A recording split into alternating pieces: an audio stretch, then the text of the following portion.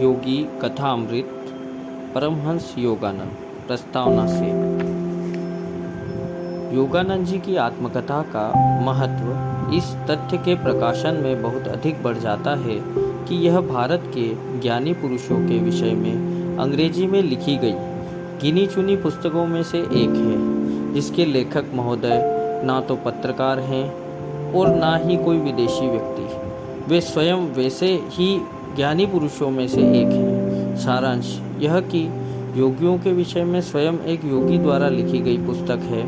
एक प्रत्यक्षदर्शी के नाते आधुनिक हिंदू संतों की असाधारण जीवन कथाओं एवं अलौकिक शक्तियों के वर्णनों से युक्त इस पुस्तक का सामयिक और सार्वकालिक दोनों दृष्टियों से महत्व है। इस पुस्तक के प्रख्यात लेखक जिनसे परिचित होने का सौभाग्य भारत तथा अमेरिका मुझे प्राप्त हुआ था के प्रति हर पाठक श्रद्धावंत और कृतज्ञ रहेगा।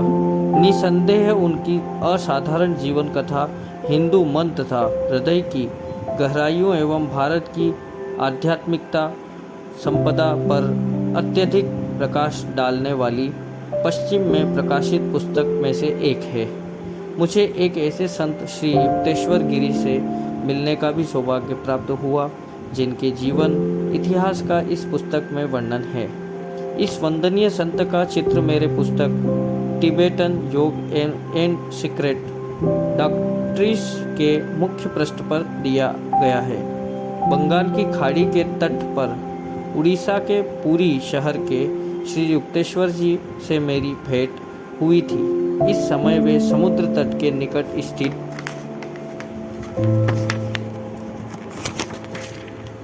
एक शांत आश्रम के प्रधान थे तथा मुख्य रूप से युवा शिष्यों के एक दल को आध्यात्मिक शिक्षा प्रदान कर रहे थे। उन्हें संयुक्त राज्य अमेरिका तथा अमेरिका महाद्वीप एवं इंग्लैंड में गहरी रुचि दिखाई और अपने मुख्य शिष्य योगानंद जी की जिनसे वे हृदय से प्रेम करते थे, उन्हें अपने संदेशवाहक के रूप में 1920 में पश्चिम में भेजा था। सुदूर देशव्यापी गतिविधियों विशेषकर कैलिफोर्निया में उनके द्वारा किए जा रहे कार्यों के विषय में मुझसे प्रश्न किए। श्री युक्तेश्वर जी का स्वभाव कोमल और वाणी मृदुल थी। उनकी उपस्थिति सुखद थी और अपने शिष्यों द्वारा अनायास आदर प्रदान के वस्तुतः वे योग्य थे।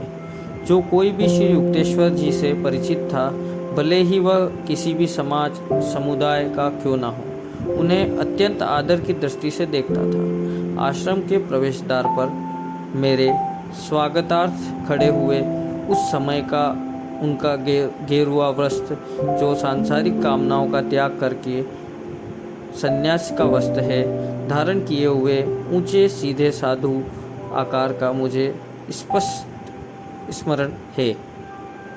उनके केश लंबे और किंचित घुंघराले थे तथा उनका मुख्य श्याम मुंडित था।